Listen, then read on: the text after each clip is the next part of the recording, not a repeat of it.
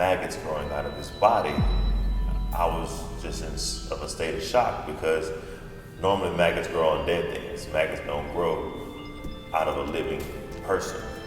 That made me get to my supervisor and explain to him that we have a serious problem. So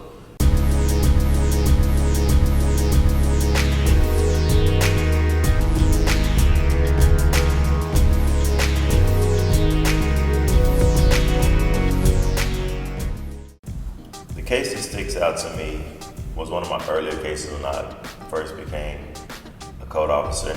And in this situation, I got called out due to the items left at the curb.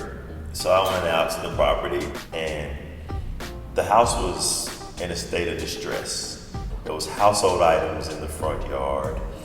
It had refrigerators, furniture, broken down cars. Grass was about 36 inches high. You couldn't see the items in the front yard due to the grass being so high. And to top it off, it was just a mother dog and has had a litter of puppies back there. So it was just, she was extra aggressive and the dogs were barking and the dogs were living in feces of their own. And the house itself was in bad shape, but it was still a livable structure. One of the tenants came out of the house and he indicated to me that code had been here before. Why y'all keep harassing us? We paid the fine. What's here? Just give me more time. We're gonna get it cleaned out. Give me more time. And I quickly addressed to him that I'm not here as an enemy. I'm here to help resolve the problem that you have. So as I was talking to the young man, he indicated to me that his mother and grandmother who passed away had been hoarding between 10 and 15 years worth of stuff, from flea markets to garage sales, and they have to maneuver through the house to get through the house because it's just so much stuff. He wasn't crying, but he was asking for a state of help. I was like, okay, I still have to start our process of writing a notice of violation and going from there. Each week, every trash day, he would put more and more stuff out of the house to the curb.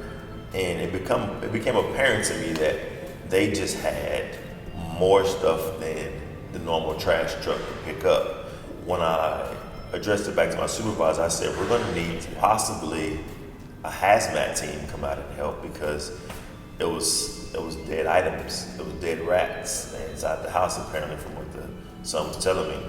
Well, at the same time, my phone rang when I was in the truck and it was the Adult Protective Services looking for the father that had lived at this address, and the lady was trying to find out where the father was because he had been admitted to the hospital. Hospital found out that the father had maggots growing in his body, and this is a live human being. Maggots are only supposed to usually grow in dead things, but when they cut their dad open, they found living maggots inside of his body. But the case manager needed to get assistance to this house because there was other tenants that were adults living in this house and they were in danger for themselves there. And it's still an ongoing case right now. It's a process to get this taken care of because the people don't want to leave. They just want the help. And it's so much stuff that you don't know. A person could have died inside the house and you wouldn't know because the smell is so bad that it's just a normal smell that comes from the house. So when it comes to code is looked at as, all we do is write tickets and harass people. But in this case, we're trying to help the citizens like our job is. We're here to connect with the citizens.